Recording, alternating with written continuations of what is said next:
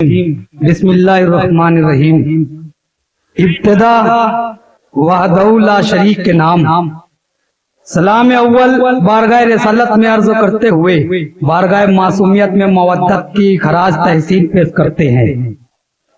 سلوک، حسن تصور، صراط گفتاری، بنائے سخن ہے۔ ان تمام صفات صوف میں خود کو لپیٹ کر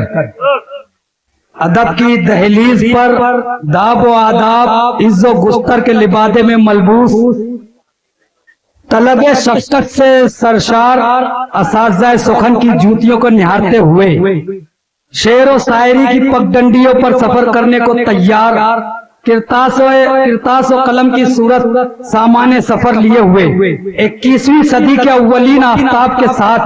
بوقت شباب شمع ادب کی شعائیں سمیٹنے کے لیے بےتاب جذبہ خدمت سے شرابور نکت عروس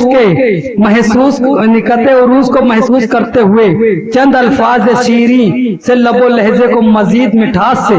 آراستہ کرنے کے لیے دبستان سخن میں اپنا نام درج کروانے والا یہ نوجوان جسے دنیا ادب احمد ہاشم کے نام سے پکارتی ہے، آج 24 نومبر 2023 کو ان کے جد و جہد محنت و مشقت کو دیکھتے ہوئے اردو ادب کی زمین کو اپنے تخیلات سے قرید کر حرفوں کے بیچ سے شجر ادب کو پھول